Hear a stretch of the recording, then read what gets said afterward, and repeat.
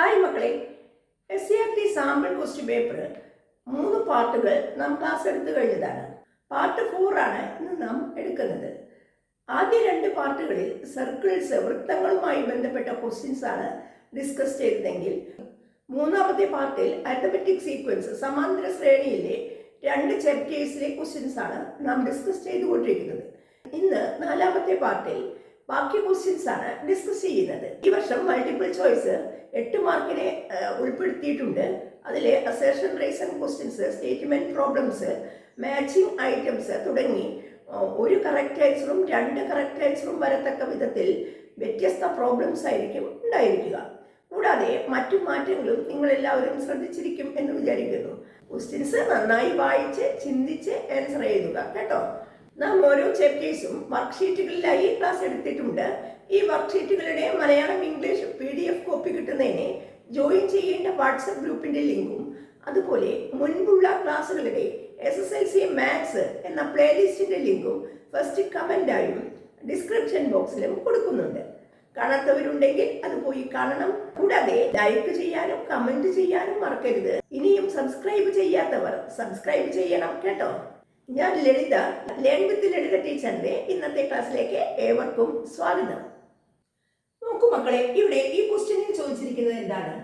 3, 9, 15 etcetera. കണ്ടോ?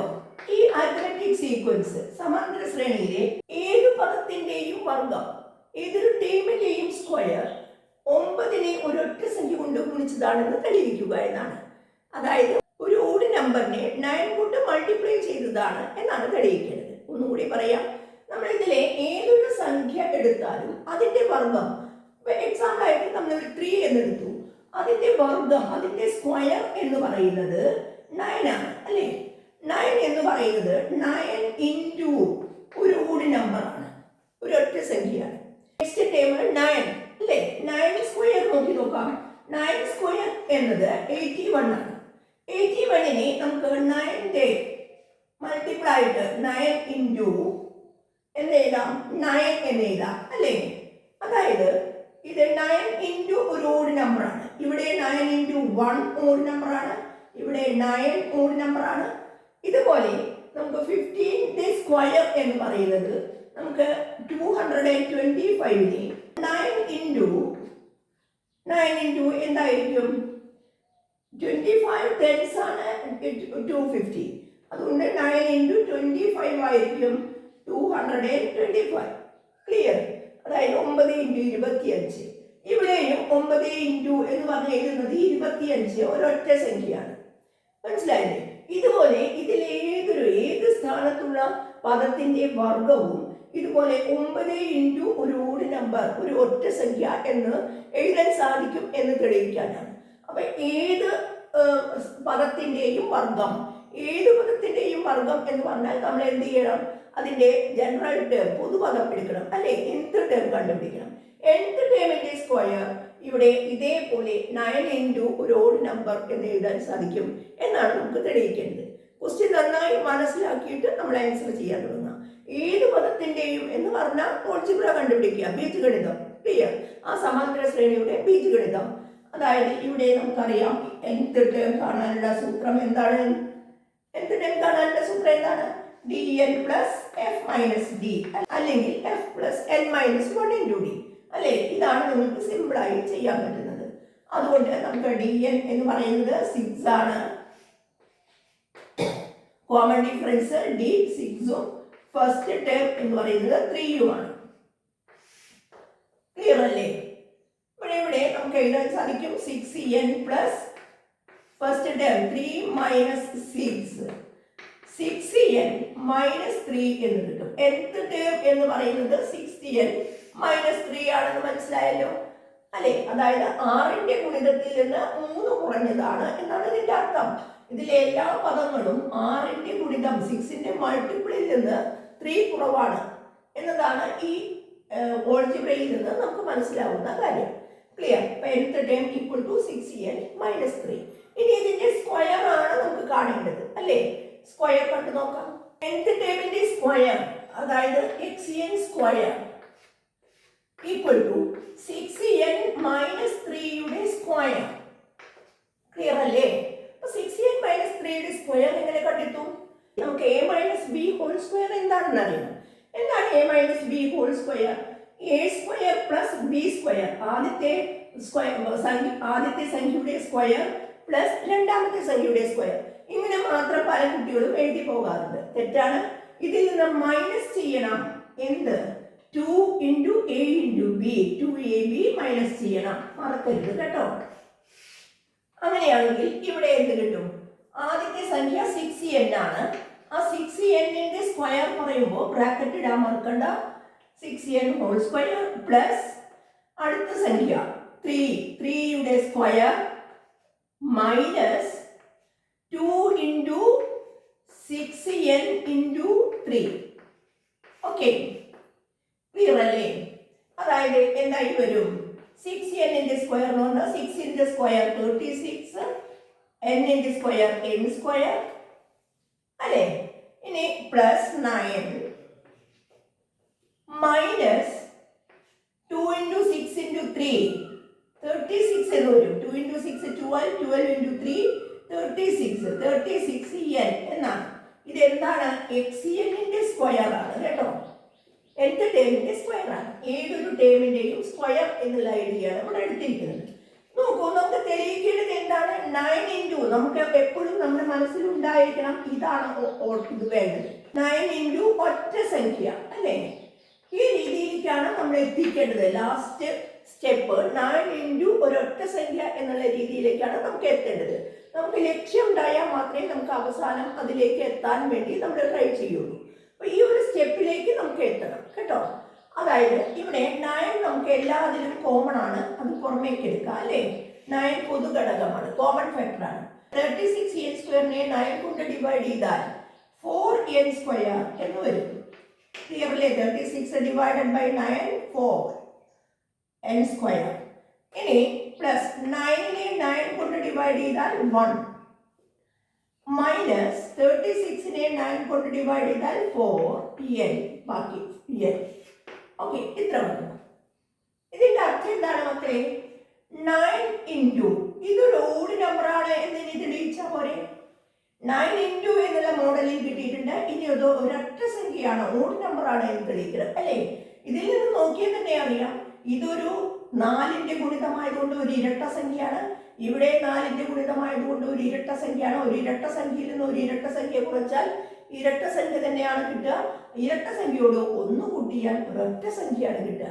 അതായത് ഇത് ഒരൊറ്റ സംഖ്യയാണ്. ഇനി മുഴുവൻ കംപ്ലീറ്റ് ആക്കാൻ പറ്റാത്ത കുട്ടികൾ ആരെങ്കിലും ഉണ്ടെങ്കിൽ ഇവിടെ വെച്ച് എഴുതുക, ഈ ബ്രാക്കറ്റിലുള്ള ഈ സംഖ്യ ഒരു ഒറ്റ സംഖ്യയാണ്. കാരണം നമ്മൾ പറഞ്ഞത് എഴുതുക, എന്നിട്ട് 9 ഇൻറ്റു ഒറ്റ സംഖ്യ എന്ന് അവസാനിപ്പിക്കുക. ഇനി ശരിയായ രീതിയിൽ നമുക്ക് ചെയ്യുകയാണെങ്കിൽ ഇതിനെ എന്ത് എഴുതാൻ പറ്റും?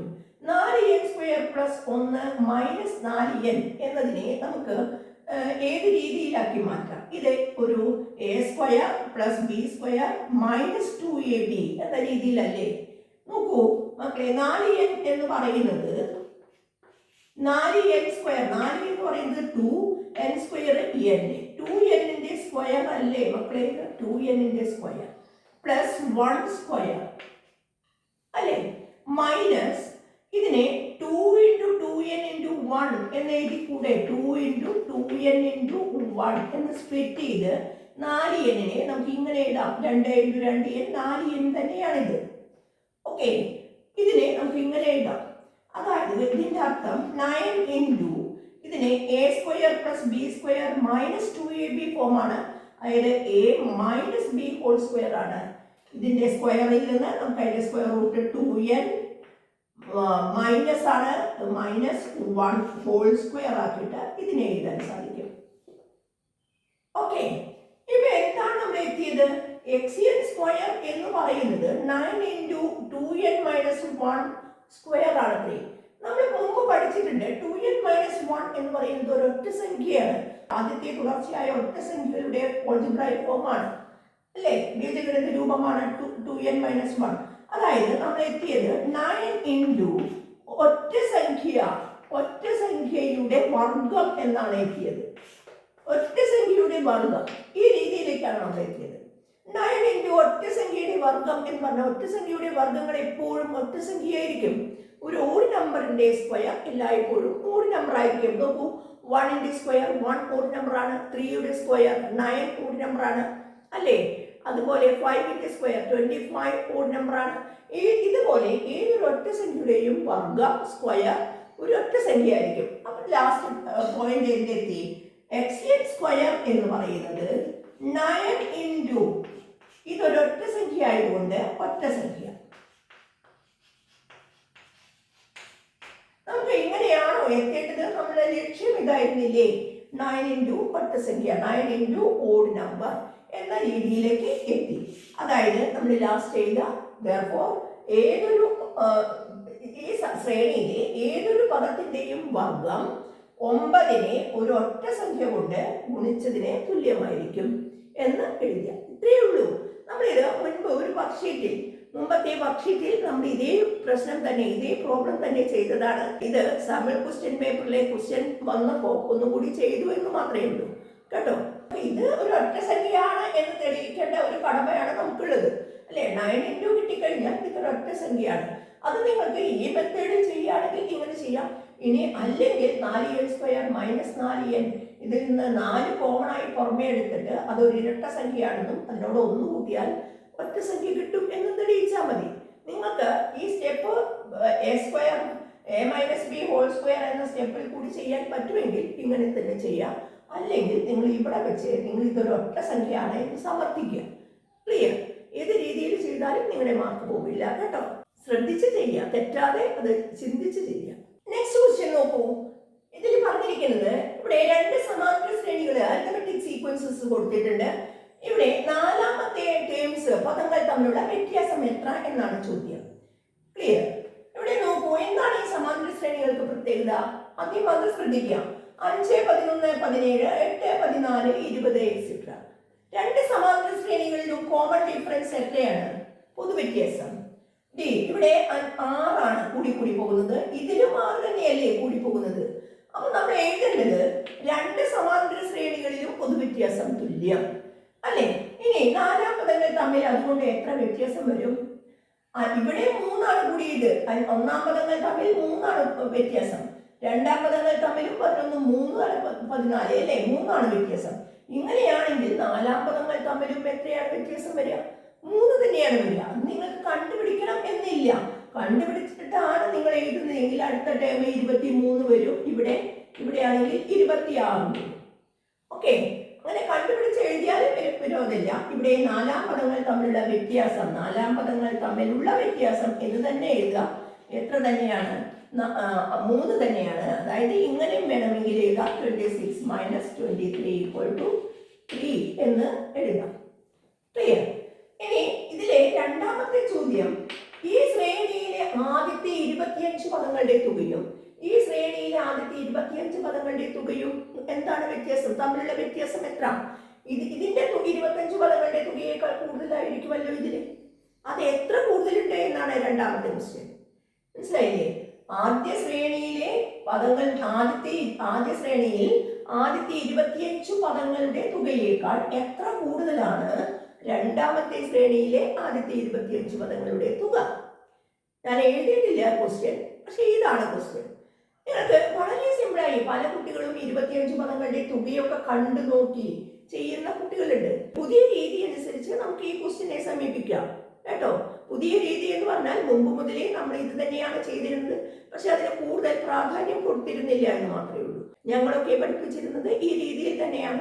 കുറെ വർഷങ്ങളായി പഠിപ്പിച്ചിരുന്നതും ഇതേ രീതി തന്നെയാണ്. പക്ഷേ പലരും എന്നാലും ഈ സൂത്രവാക്യത്തിനെ മാത്രം ആശ്രയിച്ചാണ് ക്വസ്റ്റ്യൻസിനെ ആൻസർ ചെയ്യുന്നത്. ഇവിടെ ഒരു സൂത്രവാക്യത്തിന്റെ ആവശ്യമില്ല. എന്താണ് ഇവിടെ പറയുന്നത്? ഇതിനേക്കാൾ എത്ര കൂടുതൽ നിങ്ങൾക്ക് ഇനി സംശയം വരികയാണെങ്കിൽ ഇങ്ങനെ ചെയ്ത് നോക്കൂ. 8, 14 ഇതല്ലേ രണ്ടാമത്തെ ശ്രേണി എന്ന് പറയുന്നത്? ഇതിൽ 25 പദങ്ങളാണ് പറയുന്നത് അല്ലേ? 25 പദങ്ങളാണ് ഇതിൽ തുകയാക്കി എടുക്കുന്നത്. ഇതാണ് രണ്ടാമത്തെ ശ്രേണി. ആദ്യത്തെ ശ്രേണി ഏതാണ്? 5. അതിന്റെ തുക എന്ന് പറയുന്നത് 5 പ്ലസ് 11 പ്ലസ് 17 പ്ലസ് എക്സെട്ര. ഇതിലും 25 പദങ്ങൾ തന്നെയാണ് ഉള്ളത്. ഓക്കെ, 25 പദങ്ങളുടെ തുകയാണ് എടുക്കുന്നത്. ഇനി നിങ്ങൾ എത്ര എന്നാണ് ചോദിക്കുന്നത്. നമ്മളിതൊന്ന് ഈ തുകയിൽ നിന്ന് ഈ തുകയെ ഒന്ന് മൈനസ് ചെയ്ത് നോക്കൂ, സബ്ട്രാക്ട് ചെയ്ത് നോക്കൂ. നമുക്ക് എന്ത് കിട്ടും? ആദ്യത്തെ 8ൽ നിന്ന് 5 കുറച്ചാൽ 8 മൈനസ് 5 പ്ലസ് ഇവിടെ 14 മൈനസ് 11 അല്ലേ? ഇവിടെ 20 മൈനസ് 17. ഓക്കെ, 20 മൈനസ് 17 ഒരേ സ്ഥാനത്തുള്ള പദങ്ങൾ തമ്മിൽ കുറയ്ക്കുകയാണ്. അങ്ങനെ എത്ര എണ്ണം ഉണ്ടാവും? ഇത് തന്നെ 25 എണ്ണം ഉണ്ടാകും. ഓക്കെ, 25 എണ്ണം ഉണ്ടാകും. ഇത് എത്രയാണ്? 3 പ്ലസ് 3 പ്ലസ് 3 അങ്ങനെയാണ് 25 എണ്ണം. 25 അല്ലേ? 25 എന്നല്ല, 25 എണ്ണമാണ് കേട്ടോ. അതായത് ഇത് എത്രയായിരിക്കും ഈ വ്യത്യാസം? 25 മൂന്നുകളാണ്. 25 ടൈംസ് 3 ആണ്. അത് എത്ര വരും? 75. 75 എന്നാണ് ആൻസർ വരിക. അല്ലാതെ നിങ്ങൾ സൂത്രവാക്യം നോക്കി ചെയ്തു വരുമ്പോഴേക്കും നിങ്ങൾക്ക് കുറേയധികം സമയം നഷ്ടപ്പെടും. നമുക്ക് ഒരു ലോജിക് ഉപയോഗിച്ച് ഇതിൻ്റെ ആൻസർ ചെയ്യാവുന്നതാണ്. ഇത് പൊതുവ്യത്യാസം തുല്യമാണെങ്കിൽ ഇവിടെ സെയിം ആയിട്ട് വരും. പൊതുവ്യത്യാസം തുല്യമല്ലെങ്കിൽ ഇവിടെ മറ്റൊരു സമാന്തര ശ്രേണി വരും. ആ സമാന്തര ശ്രേണിയുടെ മാത്രം 25 പദങ്ങളുടെ തുക കണ്ടാൽ മതി. മനസ്സിലായോ? ഇപ്പൊ നമ്മൾ കണ്ടത് എന്താണ്? രണ്ടാമത്തെ ശ്രേണിയുടെ 25 പദങ്ങളുടെ തുകയിൽ നിന്ന് ആദ്യത്തെ ശ്രേണിയുടെ 25 പദങ്ങളുടെ തുക കുറച്ചാൽ നമുക്ക് എന്ത് കിട്ടും? 75 എന്ന് കിട്ടും. അതായത് ഇതിന്റെ തുകയേക്കാൾ 75 കൂടുതലാണ് രണ്ടാമത്തെ ശ്രേണിയുടെ തുക എന്നാണ് നമ്മുടെ ആൻസറായി നമ്മൾ എഴുതി വെക്കേണ്ടത്. ക്ലിയർ? അപ്പൊ ഇങ്ങനെ രീതിയിൽ നിങ്ങൾ ഈ ക്വസ്റ്റിനെ സമീപിക്കുക. മനസ്സിലായോ? വർഷങ്ങളായി ഞങ്ങളൊക്കെ ക്ലാസ്സിൽ പഠിപ്പിച്ചിരുന്നത് ഈ രീതി തന്നെയാണ്. അപ്പൊ നിങ്ങൾ ഫോർമുലയെ കൂടുതലായിട്ട് ആശ്രയിക്കണം എന്നില്ല. ഫോർമുല എന്ന് പറയുന്നത് നമ്മൾ ആൾജിബ്ര യൂസ് ചെയ്തുകൊണ്ട് ഉണ്ടാക്കിയെടുത്ത ഒരു സൂത്രം ആണ്. ക്ലിയർ? അതിനേക്കാൾ നല്ലൊരു സൂത്രം നമ്മുടെ കയ്യിൽ ഉണ്ടെങ്കിൽ നമ്മൾ ആ സൂത്രവാക്യത്തിനെ നമ്മൾ ആശ്രയിക്കേണ്ട ആവശ്യമില്ല. ക്ലിയർ? ഈ ക്വസ്റ്റിനെ നോക്കൂ മക്കളെ. ഇവിടെ തന്നിരിക്കുന്നത് ഒരു സമാന്തര ശ്രേണിയിലെ ആദ്യം മുതലുള്ള തുടർച്ചയായ പദങ്ങളുടെ തുകകളുടെ ശ്രേണിയാണ്. 5, 16, 33 എക്സെട്ര. ഈ സമാന്തര ശ്രേണിയിലെ ആദ്യ പദവും പൊതുവ്യത്യാസവും കണക്കാക്കുക. ഫസ്റ്റ് ടേമും കോമൺ ഡിഫറൻസും കാണണം ഈ അരിത്തമെറ്റിക് സീക്വൻസിന്റെ. ഏത് അരിത്തമെറ്റിക് സീക്വൻസ്? ഈ അരിത്തമെറ്റിക് സീക്വൻസ് അല്ല, ഏതോ ഒരു അരിത്തമെറ്റിക് സീക്വൻസ് ഉണ്ട്. ആ സീക്വൻസ് നമ്മുടെ കയ്യിലില്ല. പക്ഷെ അതിന്റെ ടേംസിന്റെ തുടർച്ചയായ കണ്ടിന്യൂസ് ആയിട്ടുള്ള ടേംസിന്റെ സംസ് ആണ് ഈ തന്നിരിക്കുന്നത്. അപ്പൊ പല കുട്ടികളും തെറ്റിയിട്ട് ഇവിടെ എന്ത് എഴുതി പോകും? ഫസ്റ്റ് ടേം 5 എന്നും സെക്കൻഡ് ടേം 16 എന്നൊക്കെ എഴുതി പോകും. അങ്ങനെ ചെയ്യരുത്. ആദ്യ പദം 5ഉം രണ്ടാം പദം 16 അല്ല. ഇതൊരു സമാന്തര ശ്രേണിയേ അല്ല. ക്ലിയർ? അത് ക്ലിയർ ആയിട്ട് മനസ്സിലാക്കിയിട്ട് ക്വസ്റ്റ്യൻ നന്നായി വായിച്ച് മനസ്സിലാക്കണം കേട്ടോ. അപ്പൊ നമുക്കിവിടെ തന്നത് ആദ്യത്തെ ഒരു പദത്തിന്റെ തുകയാണ് 5 എന്ന് പറയുന്നത്. ഞാൻ സം ഓഫ് വൺ ടേം, അതായത് ഞാൻ ചുരുക്കി സം എസ് എന്ന് എഴുതാണ്. തുക, ഒരു പദത്തിന്റെ തുക. ഒരു പദത്തിന്റെ തുക എന്ന് പറയുന്നത് തന്നെയല്ലേ ആദ്യത്തെ ടേം അല്ലേ? അത് തന്നെയാണ് 5 എന്ന് പറയുന്നത്. ഓക്കെ, അപ്പൊ ആദ്യ പദം കിട്ടിക്കഴിഞ്ഞു 5. ക്ലിയർ? ഇനി രണ്ടാമത് പറയുന്ന സംഖ്യ എന്ന് പറയുന്നത് 2 പദങ്ങളുടെ തുകയാണ്. ആ 2 പദങ്ങളുടെ തുക എന്ന് പറയുന്നത് ഒന്നാം പദവും അതിന്റെ തൊട്ടടുത്ത രണ്ടാം പദവും തമ്മിൽ കൂട്ടിയപ്പോഴാണ് എന്ത് കിട്ടിയത്? 16 കിട്ടിയത്. ഓക്കെ, ഇതിൽ നിന്ന് നമുക്ക് കിട്ടുന്നത് എന്താണ്? x1 എന്ന് പറയുന്നത് 5 ആണല്ലോ. 5നോട് രണ്ടാം പദം കൂട്ടിയപ്പോഴാണ് 16 കിട്ടിയതെങ്കിൽ രണ്ടാം പദം, ഇതിൽ നിന്ന് രണ്ടാം പദം എത്രയാണെന്ന് മനസ്സിലാക്കാം. രണ്ടാം പദം സമം 16 മൈനസ് 5 അല്ലേ? 16 മൈനസ് 5 എന്ന് പറഞ്ഞാൽ 11 എന്ന് വരും. അതായത് രണ്ടാം പദം 11. അപ്പൊ നിങ്ങൾ ആൻസർ എടുത്തെഴുതണം. ഒന്നാം പദം 5, രണ്ടാം പദം 11. ക്ലിയർ അല്ലേ? ഇനി ഇവിടെ ചോദിച്ചത് എന്താണ്? ഒന്നാം പദവും രണ്ടാം പദവും കണക്കാക്കുക എന്നാണ്. അത് നമുക്ക് കിട്ടിക്കഴിഞ്ഞു. ആദ്യ പദം 5, രണ്ടാം പദം 11. First term 5, second term 11. Clear അല്ലേ? നെക്സ്റ്റ് ക്വസ്റ്റ്യൻ നോക്കൂ. ഈ സമാന്തര ശ്രേണിയുടെ ബീജഗണിത രൂപം എഴുതുക. നമുക്ക് സന്തോഷമുള്ള ഒരു ക്വസ്റ്റ്യൻ ആണ് അല്ലേ? Algebraic form. പക്ഷേ ഈ ഓൾജിബ്രായിക് ഫോം എഴുതുന്നത് ശരിയാവണമെങ്കിൽ ഈ ക്വസ്റ്റ്യന്റെ ആൻസർ ശരിയായിരിക്കണം. അതുകൊണ്ട് ഇത് നന്നായി ശ്രദ്ധിച്ചിട്ട് തന്നെ ചെയ്യുക, അല്ലെങ്കിൽ 2 പാർട്ടിന്റെയും നമ്മുടെ മാർക്ക് പോകും കേട്ടോ. അപ്പൊ ഇവിടെ നമുക്ക് കിട്ടിയിരുന്നത് എന്താണ്? ഫസ്റ്റ് ടേം എന്ന് പറയുന്നത് 5 ആണെന്നും പൊതുവ്യത്യാസം കിട്ടിയിട്ടില്ല. കോമൺ ഡിഫറൻസ് കണ്ടുപിടിക്കണം അല്ലേ? കോമൺ ഡിഫറൻസ് കണ്ടുപിടിക്കാൻ എന്ത് ചെയ്യണം? രണ്ടാം പദത്തിൽ നിന്ന് എന്ത് കുറയ്ക്കണം? ആദ്യ പദം കുറയ്ക്കണം. അതായത് 11 മൈനസ് 5 6 എന്ന് കിട്ടും. പൊതുവ്യത്യാസം 6 ആണ്. ക്ലിയർ? ഇനി നമുക്ക് എന്നാം പദം എഴുതാലും ഓൾജിബ്രൈക് ഫോം, അരിത്മെറ്റിക് സീക്വൻസിന്റെ ഓൾജിബ്രൈക് ഫോം എല്ലാവരും കണ്ടു നോക്കൂ. എന്താണ്? dn plus f minus d. dn plus f minus d equal to d എന്ന് പറയുന്നത് 6 ആണ്. 6n പ്ലസ് ഫസ്റ്റ് ടേം 5 ആണ്. 5 മൈനസ് 6 അതായത് 6n മൈനസ് 1. 5 മൈനസ് 6. 5ൽ നിന്ന് 6 കുറച്ചാൽ മൈനസ് 1, നെഗറ്റീവ് 1 ആണ് കേട്ടോ. അതായത് ഇതാണ് ബീജഗണിത രൂപം. ഈ സമാന്തര ശ്രേണിയുടെ ബീജഗണിത രൂപം 6n മൈനസ് 1. ഇത് കാണുമ്പോൾ നിങ്ങൾക്ക് അർത്ഥം മനസ്സിലാക്കുക. എന്താണ് ഇതിന്റെ അർത്ഥം?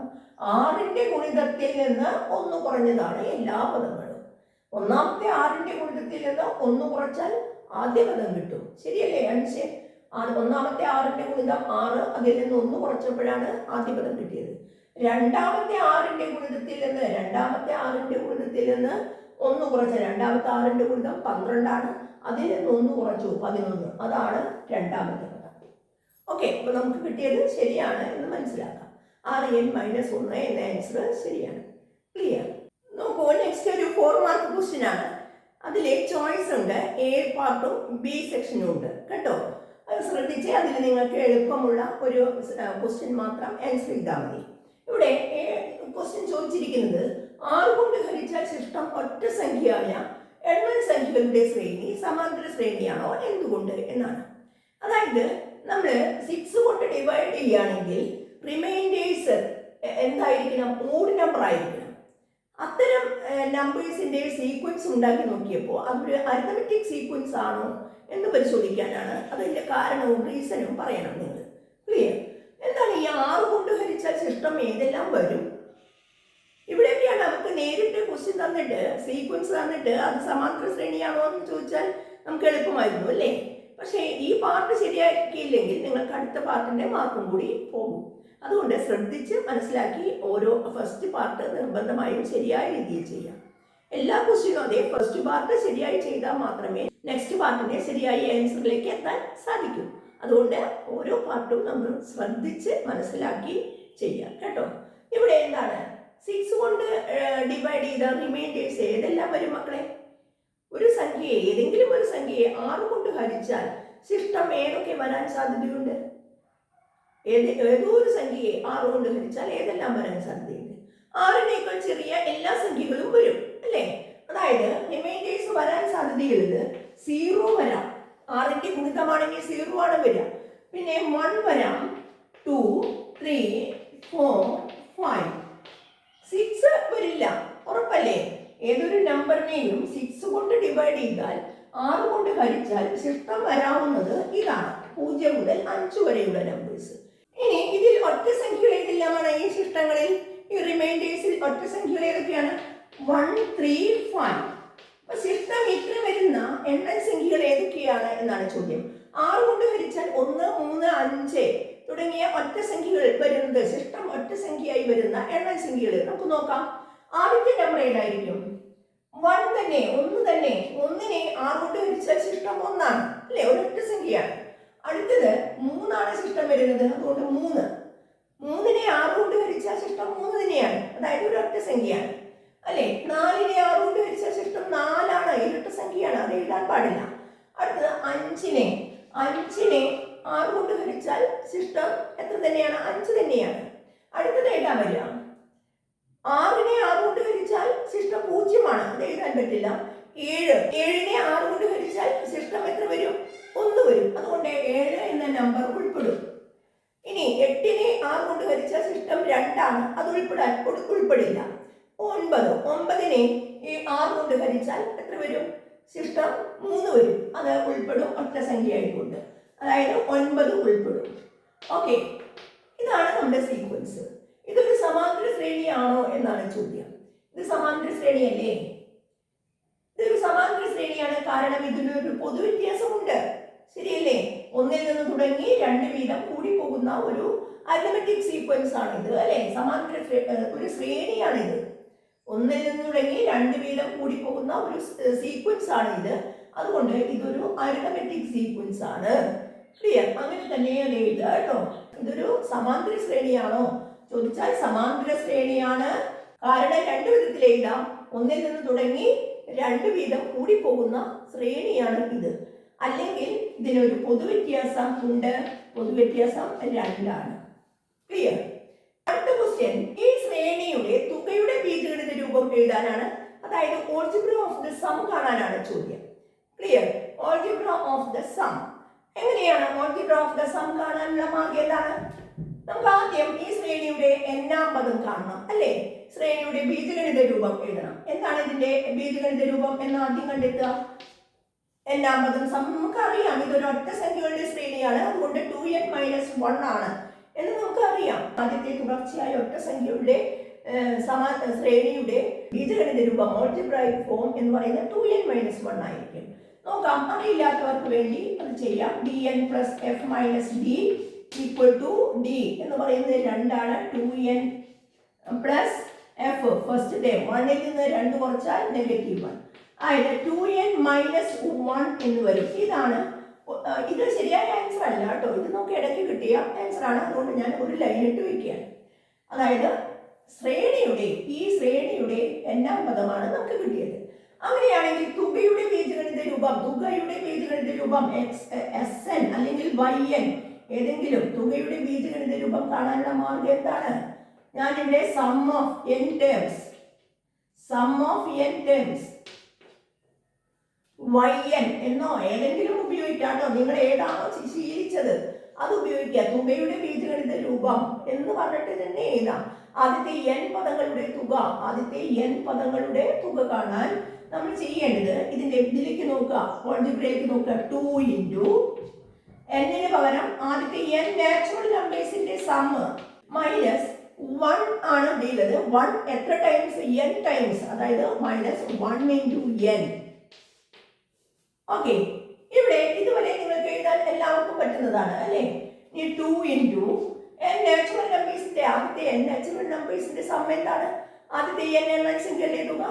ഓക്കെ, n × n + 1/2 ശരിയല്ലേ? -n. ഇവിടെ 2 ക്യാൻസൽ ആയി. ബാക്കി ഇവിടെ നിൽക്കുന്ന ബ്രാക്കറ്റ് ഒന്ന് ഓപ്പൺ ചെയ്ത് നോക്കാം. എന്താണ്?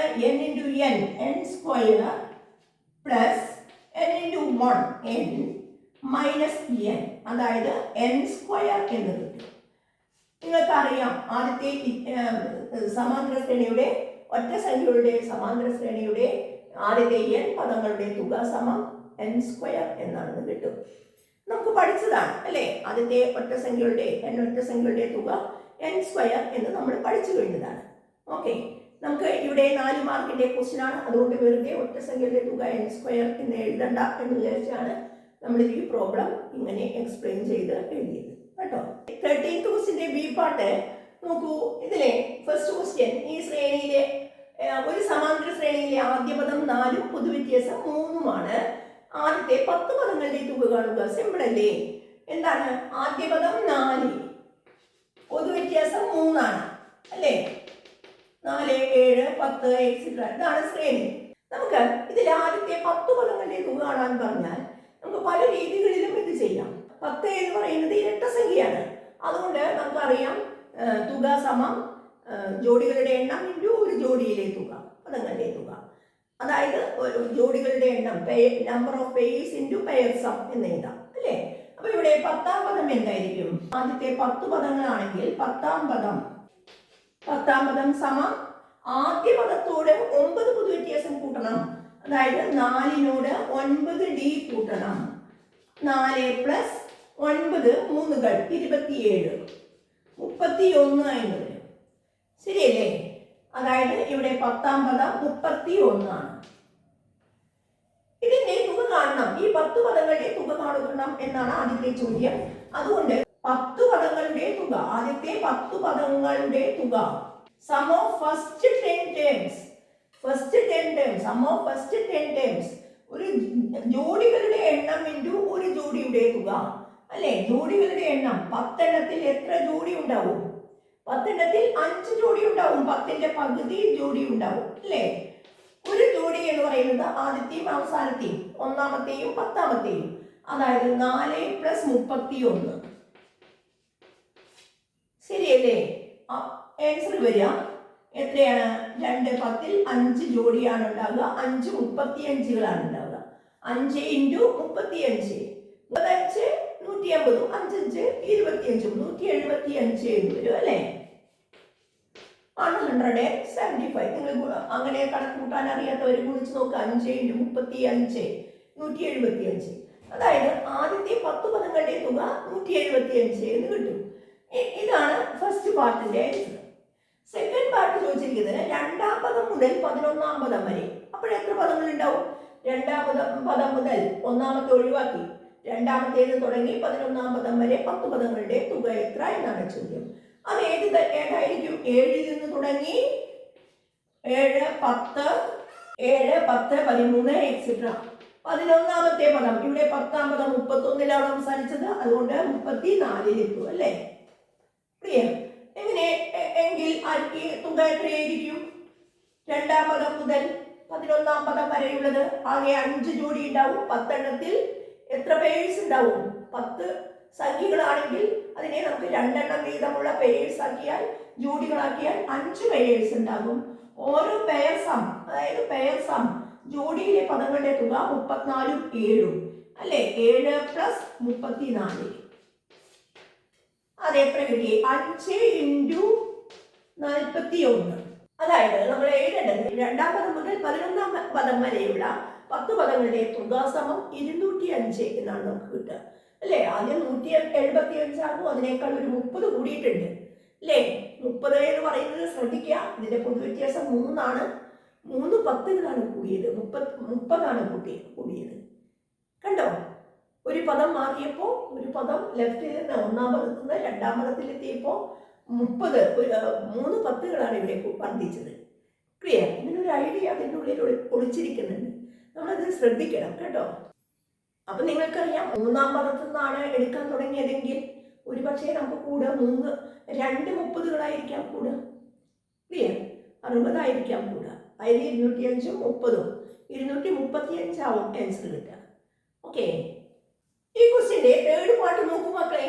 ഇവിടെ ചോദിച്ചിരിക്കുന്നത് ശ്രേണിയിലെ തുടർച്ചയായ ഏതെങ്കിലും 10 പദങ്ങളുടെ തുക 500 ആകുമോ? കൺസിക്യൂട്ടീവ് ടേംസിന്റെ സമ്മ്, 10 ടേംസിന്റെ സമ്മ് 500 ആകുമോ എന്നാണ് ചോദ്യം. എന്തുകൊണ്ട് എന്നും ചോദിക്കേണ്ടത്.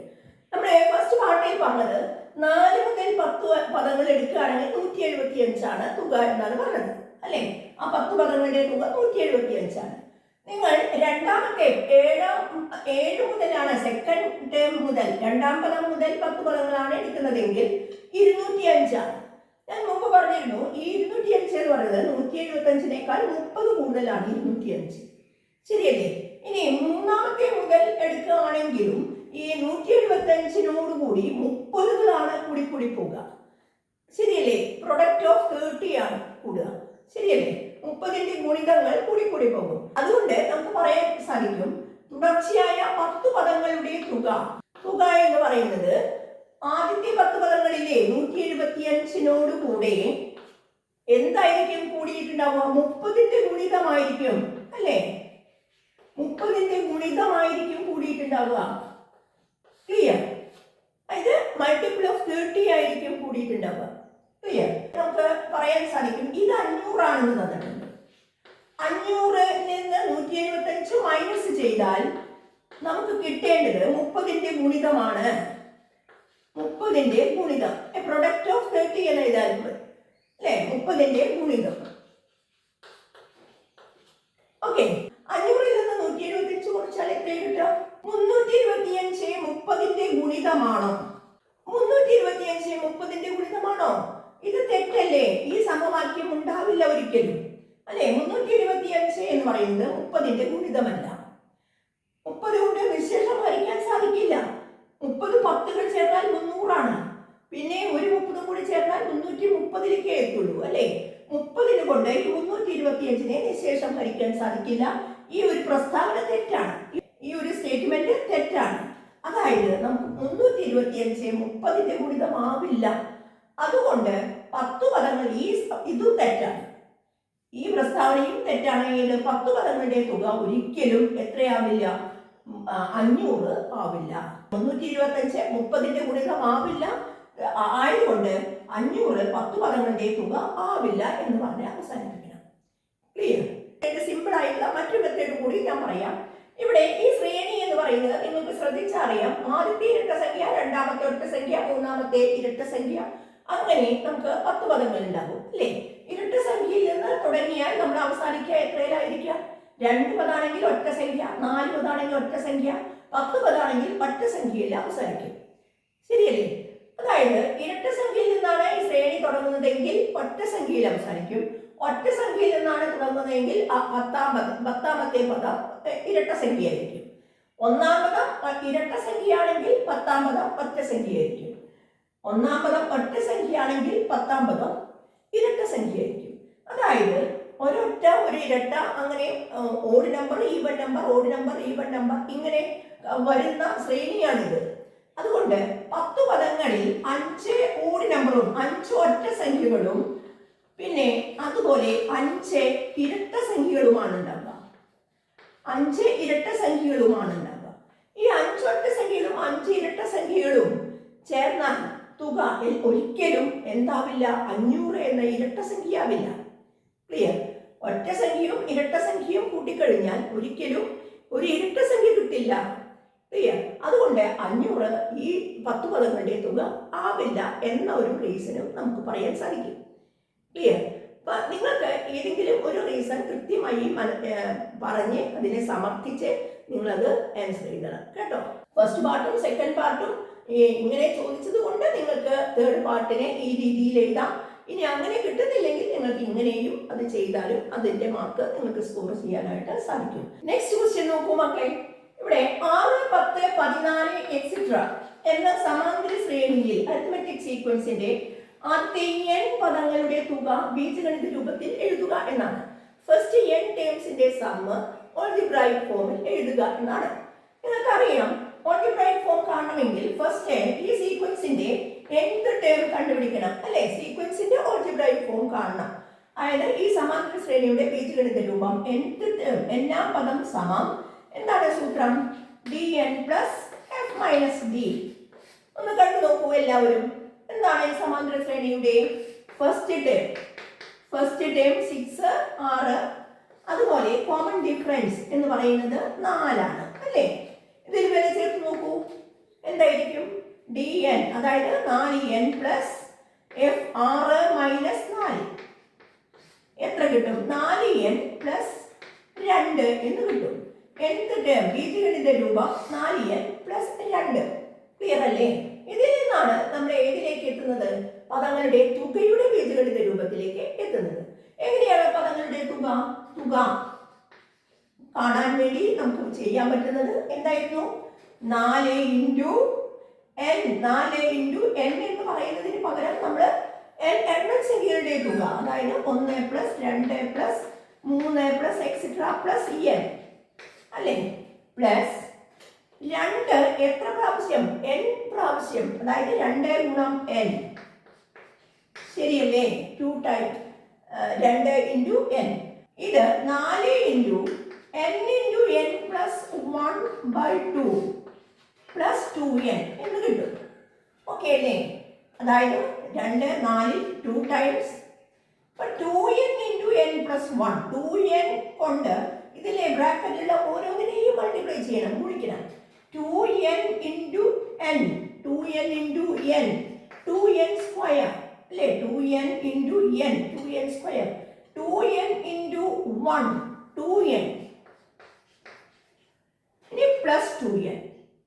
ഓക്കെ, അതായത് നമുക്ക് കിട്ടുന്നത് 2n സ്ക്വയർ പ്ലസ് 4n എന്നാണ്. ക്ലിയർ?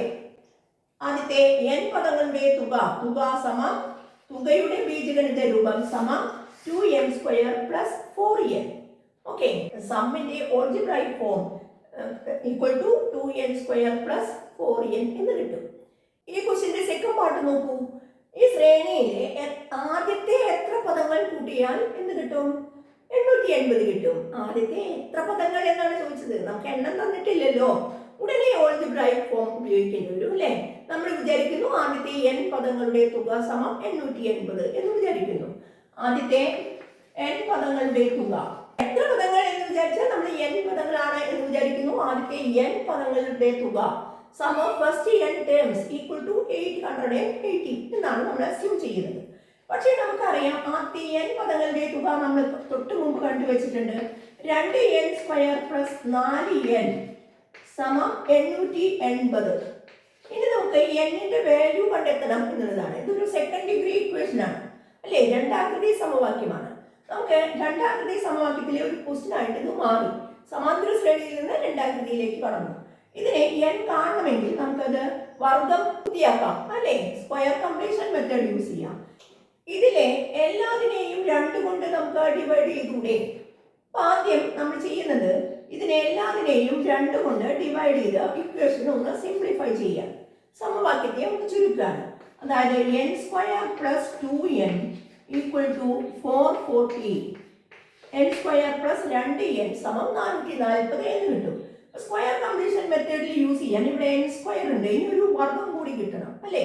എന്താണ് ഇവിടെ ആഡ് ചെയ്യേണ്ട സംഖ്യ?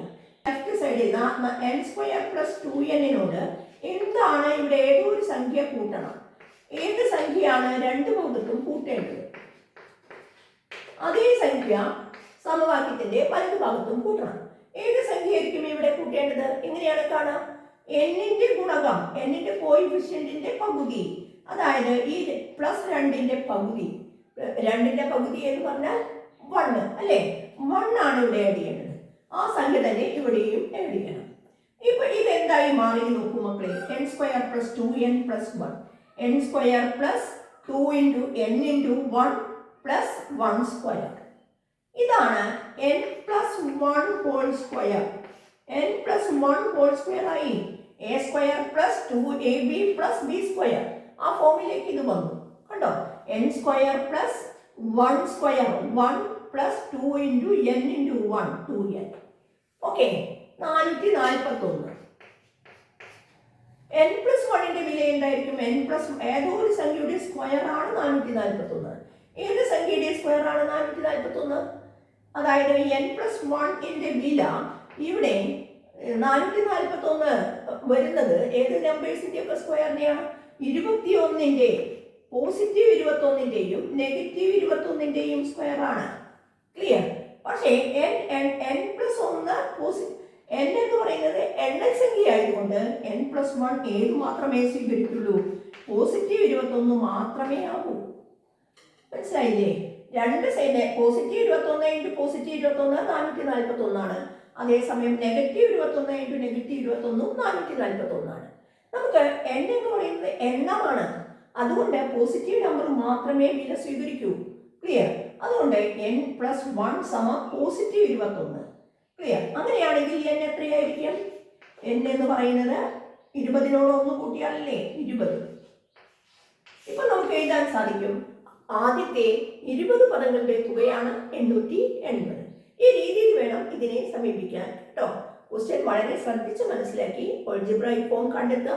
എത്രാം പദം, എത്ര പദങ്ങളുടെ എന്നൊക്കെ തന്നാൽ n എന്നാണ് എടുക്കേണ്ടത്. എണ്ണം n ആയിട്ട് എടുക്കണം. സമാന്തര ശ്രേണിയുടെ എത്രാം പദം എന്ന് ചോദിച്ചാൽ n-ആം പദം എന്നെടുക്കണം. എത്ര പദങ്ങളുടെ തുകയാണ് എന്ന് ചോദിച്ചാൽ n പദങ്ങളുടെ തുക എന്ന് എടുത്ത് പ്രോബ്ലം ചെയ്താൽ നമുക്ക് ചിന്തിച്ച് ചെയ്താൽ തെറ്റാതെ ചെയ്യാൻ പറ്റുന്ന ഒരു ക്വസ്റ്റ്യൻ ആണ് ഇത്. സമാന്തര ശ്രേണിയിലെ പ്രോബ്ലംസ് ആണ് നമ്മൾ ഡിസ്കസ് ചെയ്തത്. സർക്കിൾസിലെ പ്രോബ്ലംസും ചെയ്തു കഴിഞ്ഞതാണ്. ഇനി പ്രോബബിലിറ്റിയിലെ പ്രോബ്ലംസും രണ്ടാകൃതി സമവാക്യത്തിലെ 1-2 ക്വസ്റ്റ്യൻസും മാത്രമേ നമ്മൾ ഡിസ്കസ് ചെയ്യാത്തതുള്ളൂ. ബാക്കി എല്ലാ ക്വസ്റ്റ്യൻസും 4 പാർട്ടുകളിലായിട്ട് നമ്മൾ ഡിസ്കസ് ചെയ്ത് കഴിഞ്ഞതാണ്. ടേം 1 എക്സാമിന്റെ സാമ്പിൾ ക്വസ്റ്റ്യൻ പേപ്പറാണ്, SCERT പബ്ലിഷ് ചെയ്ത മാത്തമാറ്റിക്സിന്റെ സാമ്പിൾ ക്വസ്റ്റ്യൻ പേപ്പറാണ് നമ്മൾ ഇവിടെ ഡിസ്കസ് ചെയ്തത്. അതിൽ 4 പാർട്ടുകളിലായി ഈ ക്ലാസ്സുകൾ എടുത്തിട്ടുണ്ട്. സർക്കിൾസിന്റെ 2 പാർട്ടുകളും അരിത്മെറ്റിക് സീക്വൻസ് സമാന്തര ശ്രേണിയുടെ 2 പാർട്ടും എടുത്തിട്ടുണ്ട്. കമന്റിലൂടെ നിങ്ങളുടെ അഭിപ്രായങ്ങൾ അറിയിക്കും. കൂടുതൽ ക്ലാസ്സുകളുമായി നമുക്ക് വീണ്ടും കാണാം. ബൈ.